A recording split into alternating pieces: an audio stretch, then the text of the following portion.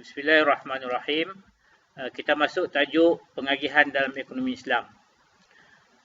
Yang pertamanya konsep pengagihan. Seperti kita ketahui, pengagihan menurut ahli ekonomi Islam, seperti mana yang dijelaskan oleh Dewitt, bahawa pengagihan ini adalah pengkongsian terhadap harta yang dikeluarkan oleh manusia dalam kalangan ejen-ejen ataupun pemilik ejen kepada harta tersebut, yang mereka ini terlibat secara langsung dalam proses pengeluaran. Jadi mereka mengeluarkan barang lalu mereka agihkan. Itu konsep asas. Ada dua dari segi agihan, satu agihan pendapatan fungsian dan satu agihan pendapatan perseroangan. Tapi yang dimaksudkan adalah agihan pendapatan fungsian. Sebab apa? Sebab kita lebih tumpu kepada agihan pendapatan fungsian ni sebab kita baca dari aspek makroekonomi. Sebab ekonomi ni dia nak mengubah sistem ataupun nak mengubah ruang lingkup yang lebih luas. Sebab itu kita bincang aspek pengagihan dari aspek ataupun dalam faktor-faktor pengeluaran. Bukannya agihan kepada individu. Itu pengagihan. Pengagihan ni sangat penting. Sebab apa? Sebab dalam ekonomi konvensional sebagai contohnya, dia penting kerana dia memberi kesan terhadap banyak ekonomi kebajikan. Contohnya pendapatan, isi rumah, kemudian penggunaan sumber-sumber ekonomi. Semuanya terlibat dalam aktiviti pengeluaran. Bila kita bicarakan tentang faktor pengeluaran, contohnya tanah, contohnya modal, contohnya buruh, semuanya terlibat dalam aktiviti pengeluaran. Dan ini juga akan memberi kesan kepada agihan pendapatan. Selain daripada ekonomi konvensional, ekonomi Islam juga sebenarnya memberi perhatian yang sangat penting kepada aktiviti pengagihan. Malahan dalam konsep Islam, pengagihan dia sebenarnya memberi kesan yang langsung kepada aspek kebajikan. Sebab khairat, kebajikan ni memang sangat dititik beratkan oleh Islam. Allah SWT berfirman, "Fastabiqul khairat." Kamu hendaklah berlumba-lumba untuk melakukan kebajikan-kebaikan. Kebajikan ni seperti mana dijelaskan oleh Allah SWT, supaya harta itu tidak beredar antara orang kaya sahaja. Sebab konsep Islam, harta itu perlu diagihkan kepada orang lain. Malahan harta orang kaya itu sebenarnya ada hak milik orang lain. Dan konsep zakat 2.5% ataupun 1/40 daripada harta orang kaya itu adalah milik orang lain, iaitu milik asnaf. Kemudian kalau kita bicarakan tentang zakat, kita akan menemui ayat Allah SWT yang menyebutkan wa atu haqqahu yauma hasadi. Hendaklah kamu keluarkan zakat pada hari kamu memetik hasil, iaitu zakat pertanian. Maksudnya di sini Allah SWT menekankan konsep hak. Hak ni maksudnya hak. Maksudnya tanaman yang kita petik itu ada hak orang lain untuk diberikan, iaitu diberikan zakat. Kemudian fungsi pengagihan. Sebenarnya dari segi agihan, dia sebenarnya memberi fungsi yang sangat luas dalam masyarakat. Sebab itu dalam hadis Nabi SAW, Allah SWT sebut, kalau orang yang bekerja dengan kami ni, kalau dia bekerja, dia mesti diberi gaji. Sebab apa? Kalau dia belum kahwin lagi, dengan gaji itu dia dapat kahwin. Kalau dia ini tidak ada pembantu, nak gajikan orang lain, dengan adanya gaji itu dia boleh mendapatkan seorang pembantu. Kalau dia tak mampu memiliki rumah lagi, oleh kerana dia bekerja, dia diberi gaji, maka dia akan memiliki rumah tersebut. Ini perhatian Islam terhadap fungsi pengagihan, di mana fungsi pengagihan dia melibatkan tenaga kerja, melibatkan buruh yang kita bagi hasil bila dia kerja. Kemudian malahan dalam Islam juga, Islam sebenarnya ada konsep-konsep tertentu. Contohnya kalau kita ada tanah lebih tanpa diusahakan, kita yang pertama kita kena usahakan. Kalau kita tak dapat diusahakan, kita boleh pinjamkan kepada orang lain untuk dimanfaatkan. Kita sewa, ataupun kita bagi orang pajak kepada orang lain untuk buat. Ini sebenarnya konsep-konsep yang ada dalam Islam supaya tanah itu dia tak mati. Tanah itu dia digunakan sebaiknya. Justru kita masuk berkaitan objektif pengagihan zakat, di mana ahli-ahli ekonomi konvensional sebenarnya dia dia tidak memberi perhatian yang sangat kepada pengagihan. Sebab apa? Sebab ekonomi konvensional dia sebenarnya memberi perhatian kepada pengeluaran. Sebab apa? Sebab dia kata kalau pengeluaran tu banyak, maka sudah tentu pengagihan tidak menjadi masalah. Begitu. Begitu juga kalau semua orang dapat memiliki hasil daripada pengeluaran yang banyak, justru persoalan pengagihan tidak lagi penting. Ini ekonomi konvensional. Tapi dalam Islam, sebenarnya Islam berbeza. Sebab apa? Sebab dia memberi perhatian kepada konsep pengagihan. Penting. Malahan ada menurut Syekh Mufti Muhammad Syafiq, ada 3 dipanggil objektif ataupun matlamat pengagihan yang digariskan oleh Islam. Yang pertama, untuk mewujudkan sebuah ekonomi yang praktikal. Sebab apa? Pengagihan ini adalah wasilah, perantaraan untuk melahirkan sebuah ekonomi yang memenuhi sifat manusia, naluri manusia. Sebab manusia ni dia secara tabi'i dia ada kemampuan, dia ada minat, dia ada pilihan. Justru dengan adanya konsep ini, dia sebenarnya dapat membantu orang lain. Yang keduanya, supaya setiap individu mendapat hak masing-masing. Semua pihak ni dia ada hak masing-masing. Orang kaya ada hak untuk memiliki harta benda. Orang miskin ada hak untuk memiliki sedikit daripada kekayaan orang lain. Segi Islam, pemilikan harta itu oleh manusia bukan mutlak. Sebab apa? Sebab pemilikan itulah hak Allah SWT yang mutlak. Jadi bila hak Allah, kita kena ikut peraturan yang dicetuskan oleh Allah SWT. Ekonomi Islam ni dia tidak hanya memperuntukkan hak itu kepada orang yang terlibat secara langsung saja dengan proses pengeluaran. Contohnya orang kaya, dia mengeluarkan barang, ataupun dia beli barang, tapi juga perlu dikongsi dengan orang lain. Justru orang fakir miskin, orang yang terputus dalam perjalanan, dia orang ada hak terhadap harta tersebut.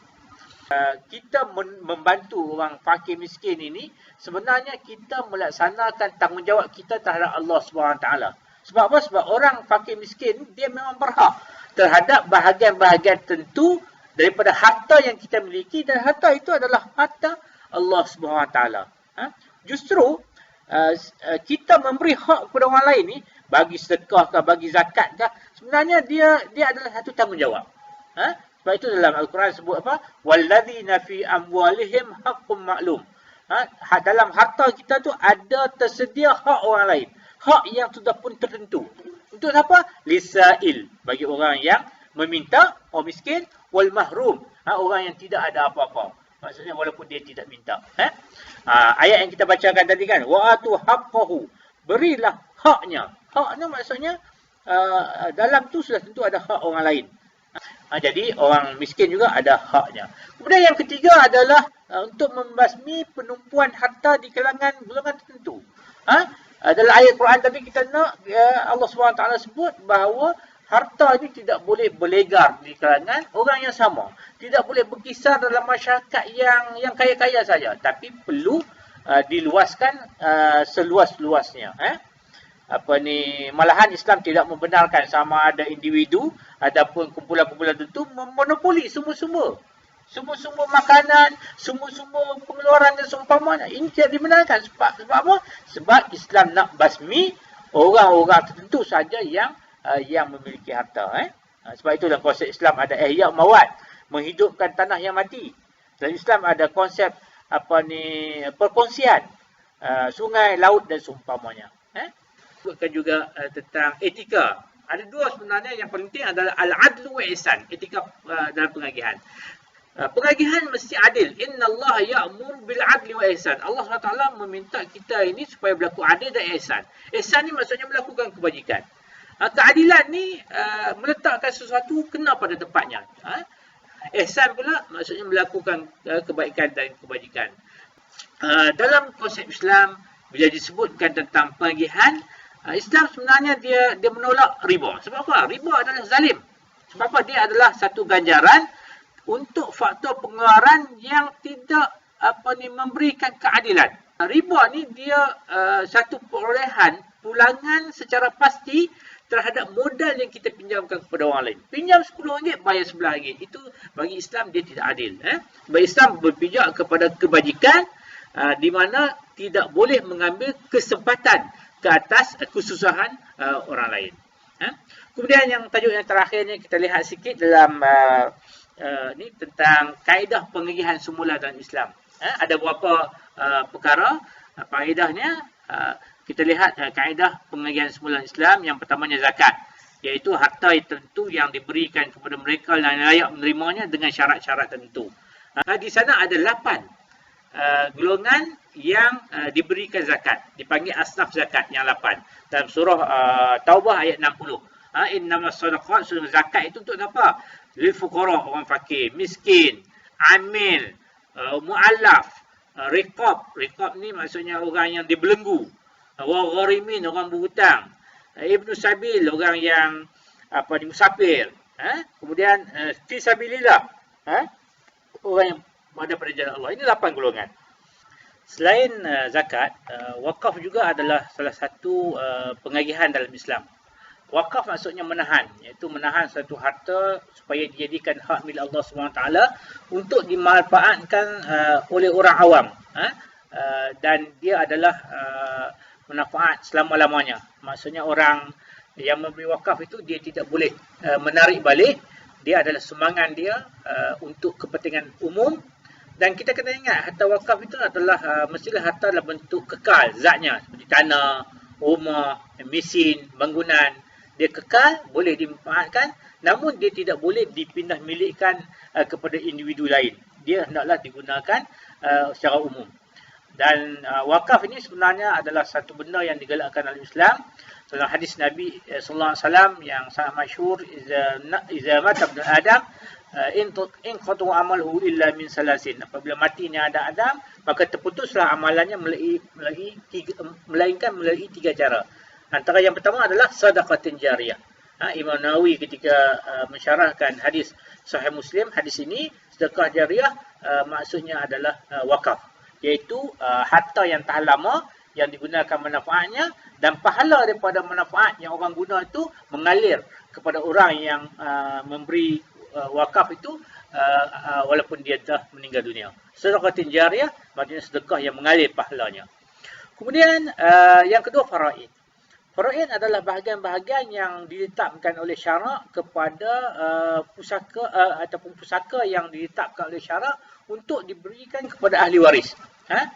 Maksudnya seorang yang meninggal dunia, dia bagi meninggalkan harta, dan harta itu perlu difaraid. Perlu dibahagikan bahagian-bahagiannya kepada mereka yang berhak. Dan mereka yang berhak ini adalah berdasarkan kepada penegasan Allah SWT dalam ayat-ayat Al-Quran yang dipanggil ayat mawaris. Banyak. Antaranya anak lelaki dia dapat 2 bahagian daripada 1 bahagian anak perempuan. Anak perempuan dapat 1 bahagian. Si suami kalau tidak ada anak lelaki dia dapat 1/2. Kalau ada anak 1/4. Ini semuanya disebutkan dalam Al-Quran berkaitan ayat-ayat mawaris pusaka, faraid. Kemudian yang seterusnya wasiat. Wasiat adalah satu hak yang dia terpakai hukumnya apabila seseorang itu meninggal dunia.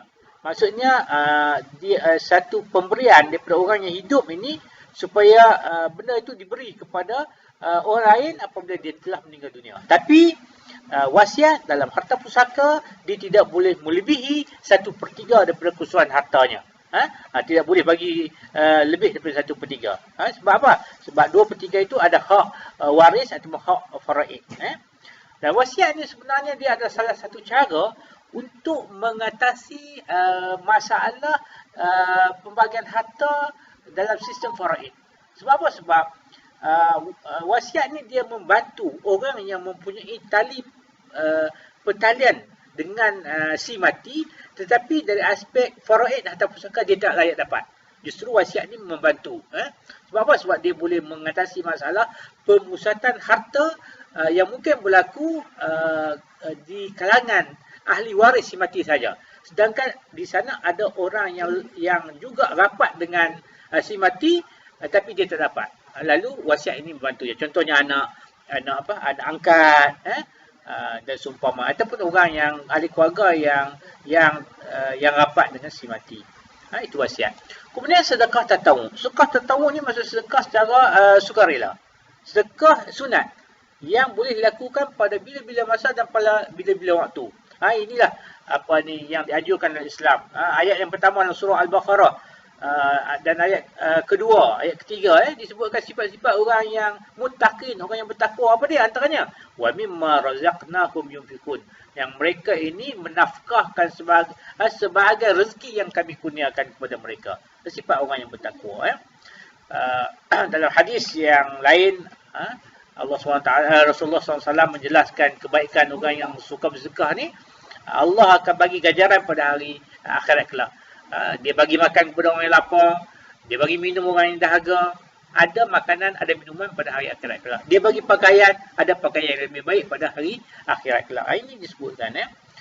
Dia sebenarnya sedekah jariah ni, selain itu dia dapat mengurangkan juga dari aspek jurang pendapatan, kekayaan di kalangan masyarakat, supaya harta itu boleh dikongsi bersama. Kemudian seterusnya hibah. Hibah adalah berian. Berian maksudnya meliputi semua benda yang kita bagi. Anugerah ke, hadiah ke, bagi saja-saja ke, dia boleh diberi kepada sesiapa saja. Orang kaya pun boleh, orang miskin pun boleh, kita punya tanggungan boleh, kita punya ahli waris boleh, ataupun bukan pun boleh. Semasa dia hidup. Itu dibagi hibah. Dan hibah sebenarnya selain daripada wasiat, boleh membantu dari aspek berian kepada, selain daripada ahli waris, selain daripada penerima harta pusaka, hibah juga begitu. Sebab apa? Sebab hibah ini dia diberi atas dasar penghargaan, atas dasar kasih sayang, atas dasar kemanusiaan. Jadi dia berlaku pemindahan milik kepada orang lain tanpa sebarang imbuhan, tanpa sebarang pertukaran. Maksudnya kita bagi, orang lain tak perlu bagi. Tidak ada isu tentang pertukaran di sini. Hibah adalah berian. Berian tanpa sebarang imbalan. Dia mengendasi sebenarnya pentadbiran harta pusaka seperti mana apa? Seperti mana wasiat tadi. Sebab hibah ni anak angkat ke ataupun orang yang rapat dengan pemilik harta, dia bukan ahli waris, bukan ahli faraid, dia boleh diberi secara mulai hibah selain daripada wasiat yang kita sebutkan tadi. Kemudian yang seterusnya nafkah. Nafkah adalah berian juga, dan dia ada yang wajib, ada yang sunat. Kalau yang sunat ni macam sedekah tatawu tadi lah, sedekah secara sunat, sedekah tapi nafkah wajib ni dia lain. Contohnya seorang suami dia ada kewajipan bagi nafkah kepada isterinya. Sama ada nafkah zahir ataupun nafkah batin. Seorang bapa ada kewajipan bagi nafkah kepada anak-anaknya, pendidikan dan seumpamanya. Ini semuanya diajar dalam Islam. Malahan dalam hadis Nabi SAW, apabila sahabat bertanya siapakah yang berhak diberi kebaikan kepada mereka, Rasulullah SAW sebut ibu, kemudian bapa, kemudian orang yang terdekat dengan kamu. Maksudnya ini semua diajar dalam Islam. Boleh diberi melalui hibah. Kemudian yang seterusnya kafarah, denda. Kafarah adalah denda terhadap kesalahan yang dilakukan atas faktor agama. Contohnya kafarah sumpah, kafarah puasa, kafarah diat, membunuh tanpa sengaja. Ini semuanya diajar dalam Islam. Tapi ingat, kafarah ni dia bukan bayar dalam bentuk RM2 kepada kerajaan, bukan bentuk kepada mahkamah dan seumpamanya. Dia semuanya ditetapkan oleh Allah SWT Al-Quran. Dia lebih bentuk faedah kemanusiaan. Contohnya, bila melakukan kesalahan, kafarahnya apa dia? Membebaskan hamba abdi, ataupun memberi makan kepada orang miskin. Ada bagi makan 10 orang, ada bagi makan 60 orang. Kemudian berpuasa dan seumpamanya. Ini kafarah ataupun denda. Kemudian yang seterusnya, kita secara kesimpulannya, dalam Islam, pengagihan sebuah harta itu dia ada wajib, dia ada sunat. Wajib contohnya zakat, nafkah wajib, faraid, cukai kerajaan juga termasuk agihan wajib. Kemudian agihan sunat apa dia? Wakaf, sedekah, wasiat, hibah, dan pelbagai lagi.